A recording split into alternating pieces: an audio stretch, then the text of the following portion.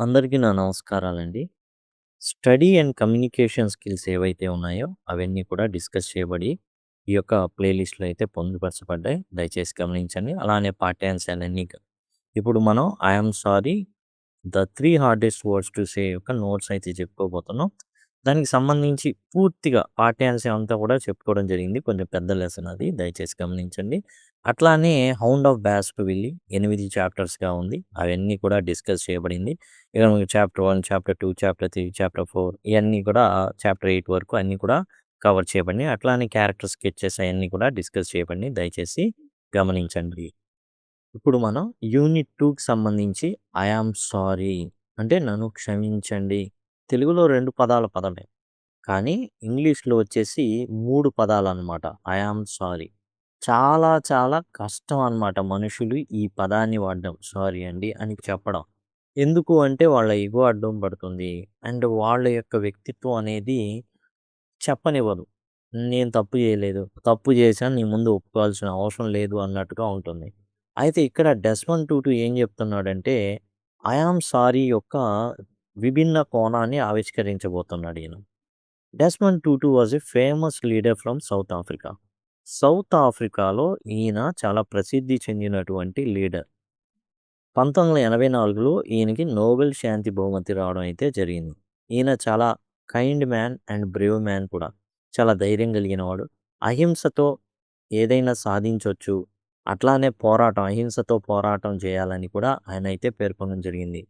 1953 నుంచి 90 వరకు 90 దశకంలో కూడా ఉన్నటువంటి బంటు విద్యా విధానానికి వ్యతిరేకంగా ఈయన తన పదవిని వదిలివేయడం అంటే టీచర్ ఏదైతే చేసేవాడో ఆ పదవిని వదిలేసి ఆయనైతే దానికి ప్రొటెస్ట్ చేయడం అయితే జరిగింది. ఈ ఫాట్ అగెయిన్స్ట్ అపార్థైడ్. ఈయన వర్ణ వివక్షకి వ్యతిరేకంగా పోరాటం చేయడం జరిగింది. A system that treated people unfairly based on race. Just colour కారణంగా వివక్ష అనేది ఎదుర్కోవడం అనేది చాలా చాలా దారుణం. ఈ బంటు విద్య విధానంలో తెల్లగా ఉండే పిల్లోడి మీదేమో రూ. 10 ఖర్చు పెడితే, నల్లగా ఉండేటటువంటి విద్యార్థి మీద రూపాయి ఖర్చు పెట్టేది బ్రిటిష్ ప్రభుత్వం. వీళ్ళు ఎంతగానో పోరాడినప్పటికీ కూడా సౌత్ ఆఫ్రికా స్వాతంత్రం పొందేంత వరకు కూడా అదే విద్యా విధానాన్ని కొనసాగించారు. వాళ్ళు పేదరికంలో మగ్గేటట్టు చేశారు. మ్యాథ్స్ గానీ, సైన్స్ గానీ, ఇంగ్లీష్ గానీ ఈ బంటు విద్యా విధానంలో నల్ల జాతీయులకు బోధించబడేదే కాదు. He also spoke about peace, love and forgiveness. ఏదైనా అహింసా పద్ధతిలోనే సాధించొచ్చు అనేది ఆయన చూపించడం జరిగింది. ఎప్పుడు శాంతి గురించి, ప్రేమ గురించి, క్షమాపణ గురించి చెప్పడం జరుగుతుంది. ఈ ఫర్‌గివ్‌నెస్ అనేదే ఇప్పుడు మనం చెప్పుకోబోయే 'I am sorry the 3 hardest words to say' by Desmond Tutu. దానికి గాను ఈయనకి అంటే టోటల్ ఆయన చేసినటువంటి మనుషులకు చేసినటువంటి సేవకు గాను 1984లో నోబెల్ శాంతి బహుమతి అయితే రావడం జరిగింది. He believed that people should forgive each other and live happily. ఒకళ్ళనొకళ్ళు క్షమించుకొని ప్రశాంతంగా బ్రతకాలనేది ఆయన చెప్పింది. ఎందుకు క్షమించాలి అనేది ప్రశ్న. ఎందుకు క్షమించాలో ఆయన సమాధానం చెప్తారు. Desmond Tutu shares his childhood experience. దానికి గాను తన బాల్యం యొక్క ఒక అనుభవాన్ని ఆయనైతే తెలియచేయడం జరిగింది. వెన్ హీ వాస్ యంగ్, చిన్నోడిగున్నప్పుడు అంటే బాలుడిగా ఉన్నప్పుడు, he saw his father hurt his mother. రోజు తాగొచ్చి తన్నడం, కొట్టడం, ఎట్లా పడితే అట్లా ఏ వస్తువు పడితే ఆ వస్తువుతో కొట్టడం వాళ్ళ నాన్నగారు చేసేవాళ్ళు. డెస్మండ్ టూటు యొక్క father. This made him very sad and afraid. చాలా బాధేసేది. తనను ప్రేమించేటటువంటి తల్లిని అలా బాధించడం అనేది ఎంతగానో బాధేసేది. భయం కూడా వేసేది ఇతనికి డెస్మండ్ టూటుకి. He loved his mother very much. తన తల్లిని చాలా ప్రేమించేవాడు. తల్లి కూడా అంతే. తనని చాలా దగ్గరగా తీసుకొని ఆప్యాయంగా ఉండేది. అలాంటి తల్లిని రోజు చిత్రవదలు చేసేవాడు డెస్మండ్ టూటు యొక్క father. He also felt angry with his father. చాలా కోపం వచ్చేది తండ్రి మీద. ఎళ్లి కొట్టాలనుకునేవాడు. ఎప్పుడు పెరిగి పెద్దయిన తర్వాత కూడా. కానీ ఆ విధంగా ఎప్పుడు చేసేవాడు కాదు. తల్లి కూడా భరించేది, సహించేది. అండ్ తను తన తల్లిని కొడుతుంటే కోపం ఉండేది. పెద్దయినాక ఎట్లాగైనా నాన్నని కొట్టాలి అనుకునేవాడు. అలానే. పెద్దయిన తర్వాత కూడా అదే ఉండిపోయింది. కానీ ఎప్పుడు కూడా అట్లా చేయలేదు. యాస్ హీ గ్రూ ఓల్డర్ పెద్దయిన తర్వాత he understood that his father was also suffering. పెద్దయిన తర్వాత తనకు అర్థమైందంటే తన తండ్రి కూడా ఎంతో బాధపడుతున్నాడు. ఎవరో అతన్ని బాధించారు. ఆ బాధ తీసుకెళ్ళి తన తల్లి మీద తీర్చుకునేవాడు తన తండ్రి. Still it was very hard for him to forgive. ముఖ్యంగా ఈ డెస్మండ్ టూటు తర్వాత కాలంలో బిషప్ అవుతాడు. టీచర్ ఉద్యోగాన్ని వదిలిపెట్టేస్తాడు. అండ్ చర్చ్ ఫాదర్ అవుతాడు. మన సింపుల్ భాషలో చెప్పుకోవాలంటే ఓ చర్చ్‌కి ఫాదర్ అవుతాడు. పాస్టర్ అవుతాడు. పులిపీట ఏదైతే స్టేజ్ ఎక్కేసి క్షమించండి, క్షమాపణ అనేది చాలా ముఖ్యం క్రైస్తవునికి. క్షమించండి అని చెప్తూ ఉంటాడు. కానీ ఈయనే తండ్రిని క్షమించలేకపోతాడు. సరే అనుకునేవాడు. అయ్యో! పాపం మా నాన్నని బాధ పెట్టాడు. సైకాలజీ ప్రకారం ఒకటుంటుంది. ఏంటంటే, ఇప్పుడు ఆఫీస్‌లో తండ్రిని తిడతాడు. తండ్రొచ్చి ఏం చేస్తాడంటే తల్లిని తిడతాడు. తల్లి ఏం చేస్తుందంటే తన బిడ్డని తిడుతుంది. బిడ్డెళ్ళి ఏం చేస్తాడంటే బొమ్మను పగలగొడతాడు. ఇది ఏందంటే ఇదొక రక్షక తంత్రం. కాబట్టి సేమ్ ఇట్లానే జరుగుతుంది. అని క్షమిద్దామన్న క్షమాపణ అనేది మనసులోకి రాట్ల. The painful memory stayed in his mind for many years. ఎప్పుడైనా సరే తన తల్లి గుర్తుకొచ్చిన అప్పుడల్లా తన తండ్రి పెట్టిన బాధ గుర్తుకొచ్చి కోపం, బీపీ అన్నీ పెరిగిపోయాయి. He says forgiveness is not easy. క్షమించడం అనేది అంత సులభమైంది కాదు. అది బలహీనులకి సంబంధించింది అసలు కానే కాదు. It takes time and effort. చాలా సమయం పడుతుంది. చాలా ప్రయత్నం చేయాలి. But forgiveness is very important. కానీ క్షమించడం అనేది చాలా ప్రాముఖ్యమైనది. It helps us heal our pain.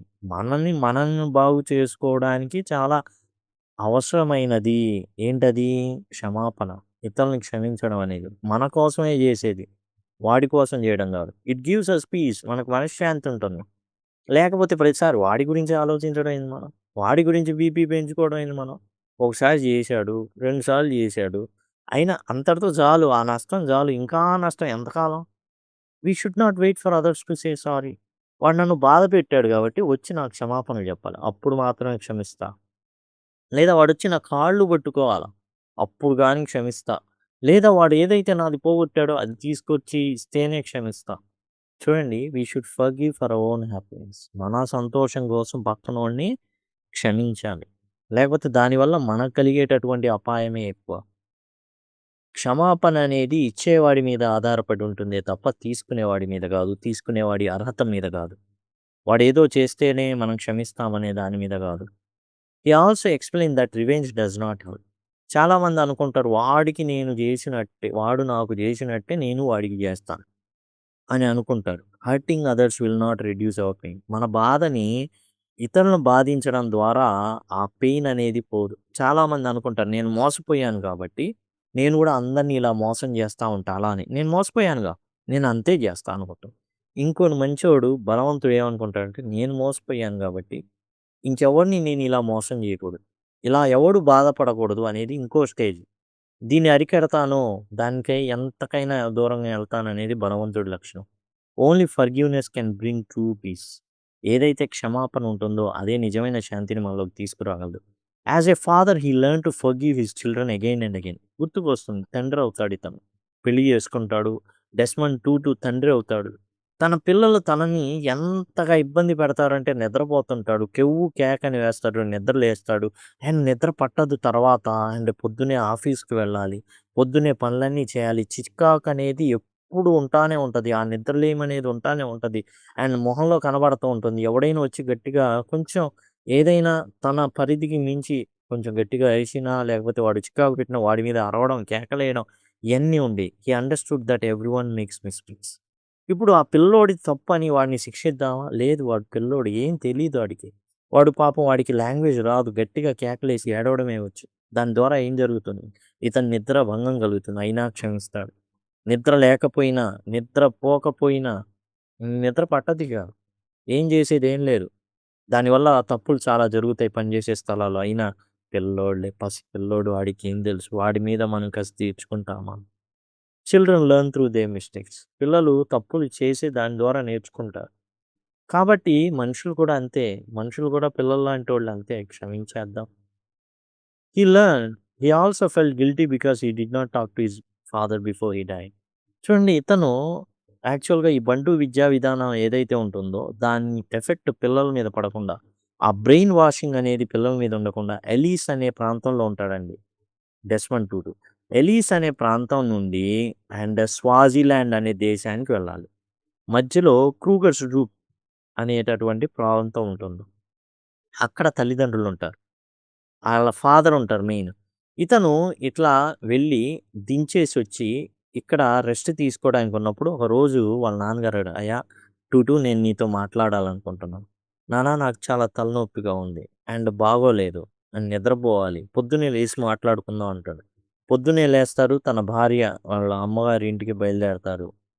తర్వాత తెలిసేదేందంటే, ఆ రోజు పొద్దున్నే అంటే మొత్తానికి నిద్రలోనే అతను చనిపోయున్నాడు. పొద్దున్నే విషయం తెలుస్తుంది చనిపోయాడు అనేసి. He also felt guilty because he did not talk to his father before he died. ఆయనొచ్చాడు. మాట్లాడదాం అన్నాడు. బహుశా క్షమాపణ అయ్యా!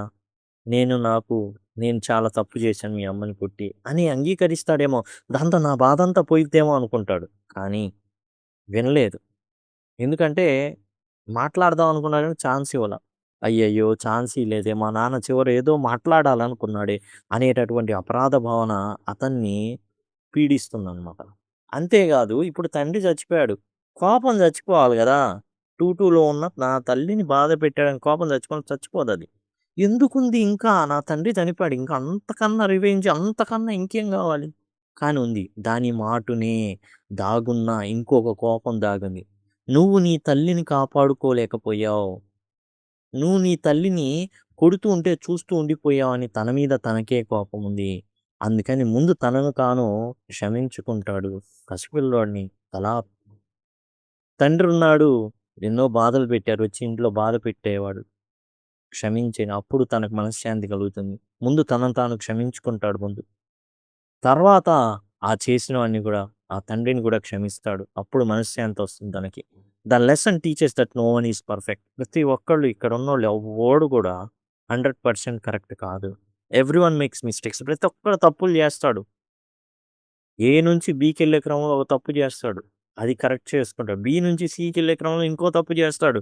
కరెక్ట్ చేసుకుంటాడు. మనకు వీలైనంతగా దానికి కరెక్షన్ చేసుకొని ముందుకెళ్ళిపోవడమే. అంతా కుదిరిద్దంటే మనం మనుషులం. ఈ ప్రపంచంలోనే ఎన్నో లోటుపాట్లున్నాయి. దేవుడు సంపూర్తిగా చేసిన దాంట్లోనే మనకు లోటుపాట్లు కనబడుతుంటే మనమెంత? మన బతుకెంత?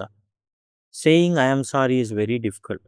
ఇంకో విషయం తప్పు చేసి క్షమాపణ అడగడం కూడా మన ఇగో అడ్డుపడుతుంది. వాడలా చేశాడు కాబట్టి నేనిలా చేశా. నేనెందుకు చెప్పాలి సారీ? వాడి బతుక్కి నేను సారీ చెప్పాలా? అనేటటువంటి ఇగోయిస్టిక్ మెంటాలిటీ ఉంటుంది చాలా మందిలో. But it is important. కానీ చెప్పడం ఇంపార్టెంట్. తప్పు జరిగిందంటే కనీసం మన వాయిస్ తగ్గించడం అయినా important. Forgiveness makes us free and happy. ఆ క్షమాపణ చెప్పడం అనేది మనల్ని చాలా ఫ్రీ చేస్తుంది. బంధకాల నుంచి విడిపిస్తుంది. హ్యాపీగా ఉండేటట్లు చేస్తుంది. కాబట్టి ఇదండి 'డెస్మండ్ టూటు' యొక్క ఆత్మకథలోనిది 'I am sorry the 3 hardest words to సే'.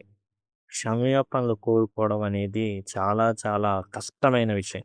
బహుశా అదేనేమో వాళ్ళ నాన్న చెప్పదలుచుకుంది చివర్లో. సారీ నాన్న. మీ అమ్మని ఇబ్బంది పెట్టా దాంతో నువ్వు కూడా ఇబ్బంది పడి ఉంటావు. అదే వినాలనుకున్నదేమో, అదే చెప్పాలనుకున్నదేమో, కానీ వినలేకపోయాడు. అది కూడా బాధే. ఎంత దౌర్భాగ్యుడైన కుమారుడివిరా నువ్వు. నువ్వు ఎంత దౌర్భాగ్యుడివి అని అనుకుంటున్నాడు డెస్మండ్ టూటు. చివరి మాటలు వినలేకపోయావే, తండ్రి వచ్చి అడిగాడే, అది గూడా క్షమించుకున్నాడు. తనను తాను ముందు క్షమించుకున్నప్పుడు, తర్వాత ఇతరుల వ్యక్తులను క్షమించుకున్నప్పుడే నిజమైనటువంటి క్షమాపణ, ఆనందం అనేది మనకు దొరుకుతుంది. చాలా సార్లు మనల్ని మనం క్షమించుకోని "నువ్వు తప్పావు. చివర్లో క్రికెట్ మ్యాచ్ చూస్తూ కూర్చున్నావు నీదే తప్పు. చూసావా తప్పు అదే వెంటాడుతూ ఉంటుంది." మనల్ని మనం క్షమించుకొని ముందుకు వెళ్ళాలి. భవిష్యత్తుకు అవకాశం ఇవ్వాలి. ఇదండి టోటల్‌గా 'I am sorry' by Desmond Tutu. And దీనికి సంబంధించి టోటల్ పాఠ్యాంశం చెప్పడం జరిగింది. అండ్ సమ్మరీ డిస్కస్ చేయడం జరిగింది. ఇప్పుడు మిగతా నోట్స్ కూడా కావాలి అనుకుంటే సింపుల్‌గా లింక్ అని గనక కామెంట్ సెక్షన్‌లో అడిగినట్లయితే మీకు ప్లేలిస్ట్ లింక్ అనేది ప్రొవైడ్ చేయడం జరుగుతుంది. Thank you. Thanks a lot.